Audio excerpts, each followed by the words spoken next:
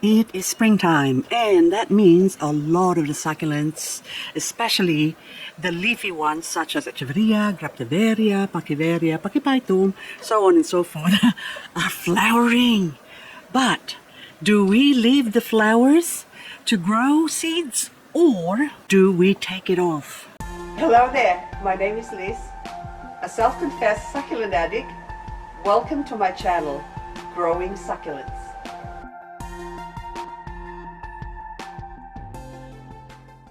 The fastest way to grow succulents is via seeds, and to get seeds you need to have the succulent growing flower stalks like these ones. So after cross-pollinating this with itself or with another plant, this means when they're flowering there's a good chance that one can get some seeds from the plant and grow succulents like this Echeveria Gavoris Romeo much faster than growing them with leaves. But this means this will also weaken the mother plant. So what do? Do we leave the flowers on, or should we take them off?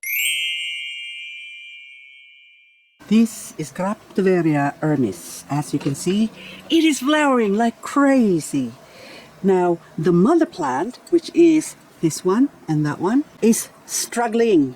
Although it's struggling, it's putting out new babies underneath. But you can see that the flowers are beautiful, and it has been pollinated by bees, and also the birds has been flying around in here and pollinating this. So now I will have a lot of seeds from this one if I were to keep them. So this is the only Graptoveria ermis that I have, and I would like to grow more of this plant, and this is the reason why I am going to leave them on and wait till they mature, and so I can harvest the seeds to grow more Graptoveria ermis. This is Haworthia cymbriformis. As you can see, there's all this stalk coming out of this plant, which indicates that it is about to flower. The only reason why I would like to keep the flowers is to get some seeds so I can propagate fast. But in the case of the cymbriformis Haworthia, you can see that it puts out a lot of babies. So I started with a couple of plants a few years ago, but after I would say about 4 years, this is the result. If they are left to grow on their own, I have ended up with so much more Haworthias. So in this case, I will leave the flowers on and wait till they wilt, but I'm not going to get some seeds from them, because I can easily harvest some babies from this plant if I do so want to propagate from them. This one as well is produce some flowers, and I would like to get some seeds from it, and so I am not removing it. A lot of the plants that are flowering, or succulents that are flowering at the moment, I don't really need the flowers, so I have been removing them. And this one is Chihuahuensis. I don't particularly like to grow Chihuahuensis because they're such a slow growing plant and they're very solitary. I've only ever had one Chihuahuensis that produced a pup. So this one now, I actually haven't even grown a Chihuahuensis from a leaf, have I? I think cuttings I have. Oh yes, I do. Accidentally, I have a couple that grew from a leaf, that from a rotted Chihuahuensis that I beheaded. Actually, it rotted. I did not behead it. And then I started pulling off the leaves and just left it on the side, and it started growing. So anyway, that one, we throw this away. Most of the time when my succulents flower, I just like to leave them on because they look so beautiful. But there are instances wherein I have to remove them. It's like this one here that we have to remove the flower stalk for obvious reasons. You can see all those aphids having a party on this Echeveria Pax Pop Candy, and this can actually kill your plants. But what if I want to grow seeds from this plant? Well, the good thing about Echeveria Pax Pop Candy is that it's a serial papa. So after having one plant, say for example, this bowl of Echeveria Pax Pop Candy started from one plant, and now I have many of them growing, and this only took about a couple of years. So this is not the only Pax Pop Candy I have a few more planted in individual pots.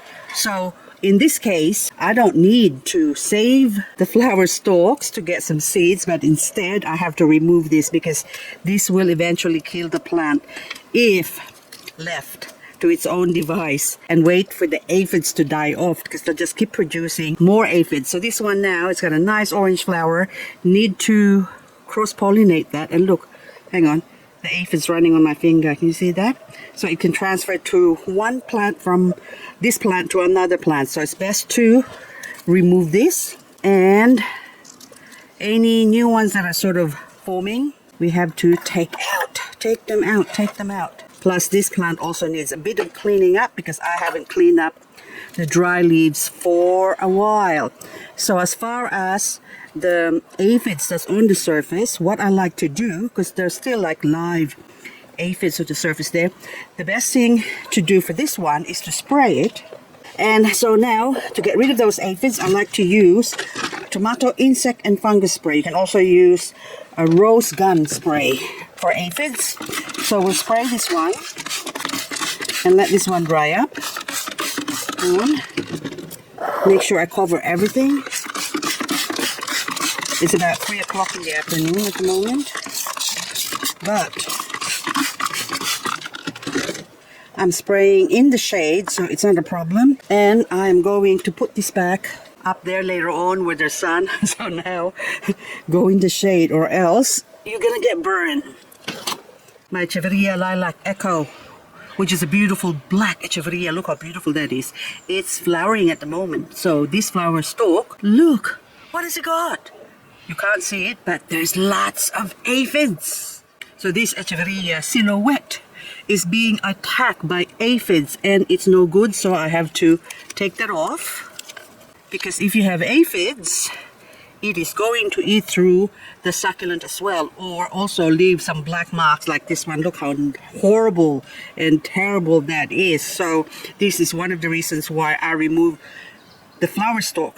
This Echeveria Blue Surprise also has a nasty surprise, which are also loved by aphids, so we have to remove that as well.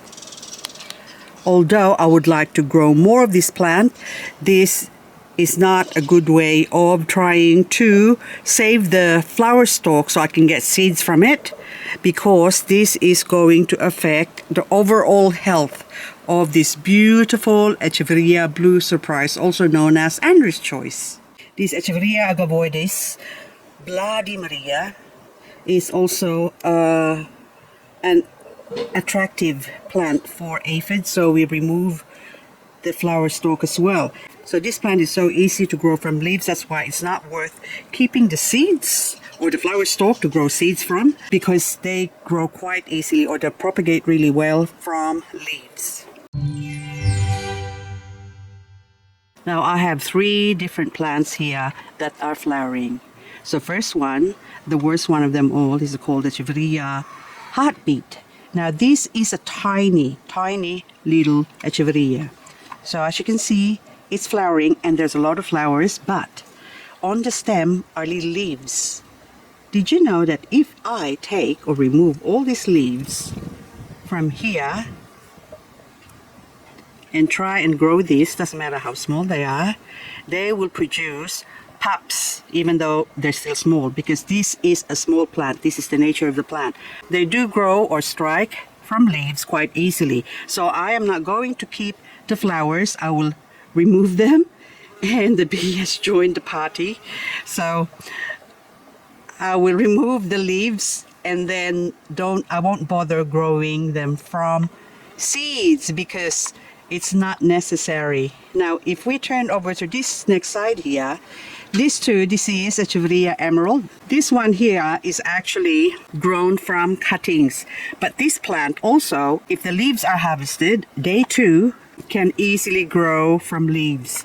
I have a few of these that's already produced pups from leaves, and so I will be removing the leaves and also removing the flowers because it's not necessary. And if I'm feeling a little bit lazy, I won't even bother with the leaves, although it's nothing to just harvest them and leave them on the plant, let them grow naturally, and then that way I can have more Echeveria Emerald variegated. This is such a beautiful plant when grown stressed. This one is also producing flowers, but on the stem you can see all the leaves that are coming out of or growing out from the side, these two will actually germinate really fast. I have actually taken some leaves from this plant and it's ready growing now as well. So this is an easy plant to propagate via leaves. So I won't bother with the flower. So this will have to come off, take them off. But I'm just gonna let the bees enjoy this because the mother plant doesn't seem to get affected by it. I wish you could see what I'm seeing, but flowers blooming everywhere from the succulent. So if I go to my right, look at all those blooms. If I go over there, blooms. And then if I go down, blooms. If I go over there, bloom, bloom, bloom. Oh, look, I'm so happy. Anyway, I am not specifically, well, I did specifically pollinate a couple of plants, but apart from that, the rest, I'm letting nature take its course in pollinating my succulents, and also the bird has been coming here and look what it's done. I really want to get some seeds from this sweet violet here, but look, I'm still leaving it the way it is. Look at that. Look how big the flower is. Look at that. It's gorgeous. Look. Oh, I'm so happy. I'm so happy to see you, bees.